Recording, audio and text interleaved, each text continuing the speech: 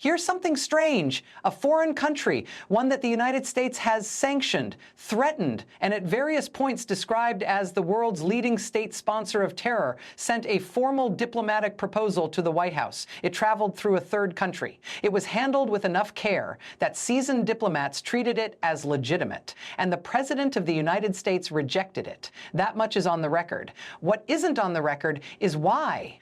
When pressed, no one in the administration gave a coherent answer. Not a strategic one, not even a political one. Just no. The silence around that rejection is the story. Notice what's actually being reported here and what isn't. We know a proposal exists. We know it came from Tehran, routed through Islamabad. We know it arrived in American hands.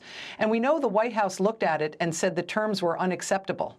What we do not know is what those terms were. They haven't been leaked. They haven't been briefed to the press in even general form. The document, if it is a document, has not surfaced. In Washington, that kind of secrecy is itself information. When administrations don't want to be held accountable for a decision, they control the premises of the debate. If you never release what Iran actually proposed, you never have to defend what you rejected. You just say, it wasn't good enough, and no one can argue otherwise. So let's sit with that for a second. The administration is asking the public, the press, and America's allies to accept its conclusion without showing its work. That's a significant ask.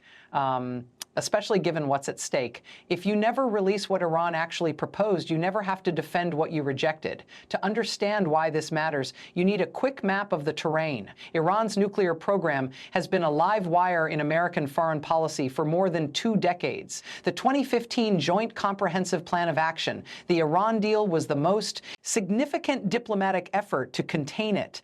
Under that agreement, Iran accepted sweeping limits on uranium enrichment and intrusive international inspections. In return, international sanctions were lifted. When President Trump pulled the United States out of that deal in 2018, Iran began methodically walking back its own commitments. By most recent estimates, Tehran now enriches uranium to near weapons-grade levels and has accumulated enough fissile material that, according to non-proliferation analysts, the gap between where Iran is and a functional nuclear device has narrowed to a matter of weeks, not years. Pakistan, the country Iran used as a courier here, is an interesting choice. Islamabad has its own complicated nuclear history, its own tense relationship with Washington, and its own calculations about Iran. But Pakistan has maintained diplomatic contact with Tehran in ways that the United States cannot or will not. Using Pakistan as a go-between is a recognized channel.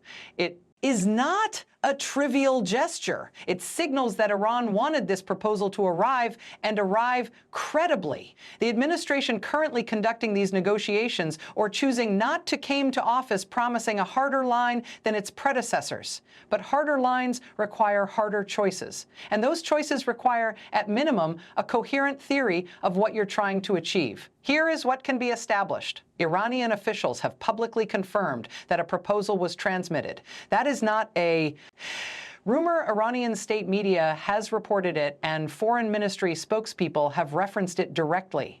The use of Pakistan as an intermediary was confirmed through diplomatic sourcing not denied by Washington, which is itself meaningful. When governments want to discredit a claim, they say it didn't happen. The silence here is a form of acknowledgement. On the American side, the president was asked directly about the rejection. His answer was notable more for what it lacked than what it contained. He described the Iranian terms as not meeting American standards. He did not describe those terms. He did not explain which specific provisions were unacceptable, whether the proposal had been shared with allies, whether it had been reviewed by the National Security Council, or whether there was a counteroffer in the works. Administration officials who spoke to reporters offered variations of the same non-answer. The proposal was not serious. The terms were wrong. Iran needs to do more.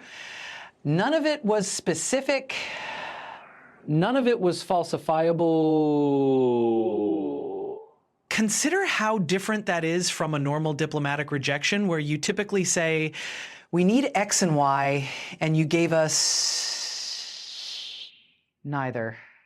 There is also the matter of timing.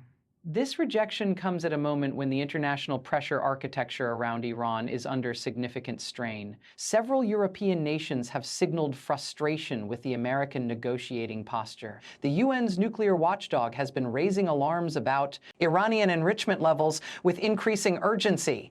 And within Iran, the faction that sanctioned this proposal, whichever faction that is, took a political risk by putting it forward. Rejection without explanation doesn't just close a door. It embarrasses the people who opened it. That matters for what comes next. Here is what the pattern suggests, quietly and without drama. A government that rejects a proposal because it is strategically insufficient describes the insufficiency. It says, you offered to limit enrichment to 20%. We need 5%. It says, you want sanctions relief in phase 1, we require verification first. That is how diplomacy is recorded and defended. A government that rejects a proposal because it doesn't want to negotiate, because the domestic politics of engagement are more threatening than the risks of continued standoff, says only that the terms were wrong and moves on. The absence of any substantive account of what Iran offered is not a bureaucratic oversight. It is a deliberate choice. And that choice tells you something about the decision-making calculus in Washington right now. It is possible the proposal genuinely was inadequate, that Iran asked for too much relief or offered too little constraint on its weapons-grade enrichment. It is also possible that the proposal represented a genuine diplomatic opening that the administration lacked the political will to pursue. Without the document, we cannot know which is true. And that ambiguity serves exactly one party. And here is the part that should concern all of us. The United States and Iran are not simply two countries with a disagreement. The trajectory of Iran's nuclear program, if uninterrupted, leads to a set of outcomes that American military and intelligence officials have consistently described as dangerous. A nuclear-armed Iran, or a military strike to prevent one, or a regional arms race as neighboring states scramble to match Iranian capability.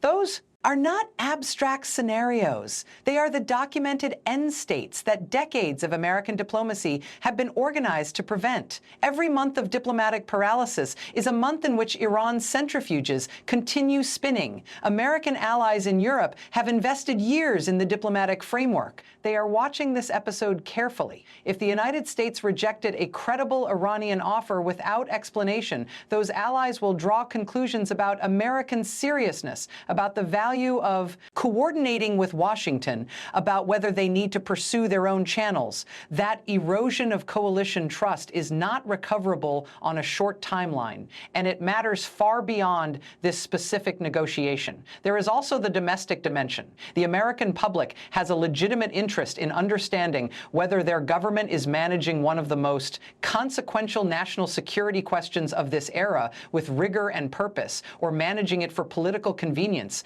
President who cannot explain a major diplomatic rejection is either protecting sensitive intelligence sources, which is understandable, or protecting himself from accountability, which is something else entirely. The public deserves to know which it is. So far, no one has provided the answer. Two threads remain unresolved, and they are worth tracking. First, what did the proposal actually say? At some point, this document will surface through a leak, through a foreign government's disclosure, through a congressional inquiry.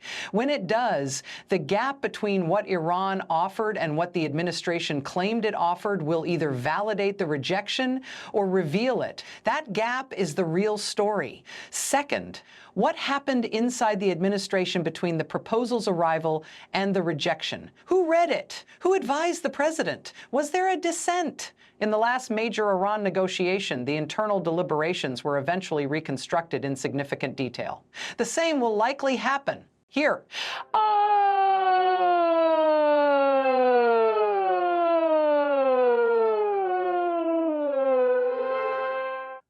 The question is whether it happens before or after the window for diplomacy has closed. The most consequential decisions in American foreign policy are rarely the ones that get announced. They are the ones that get quietly buried without explanation before anyone can ask the right questions.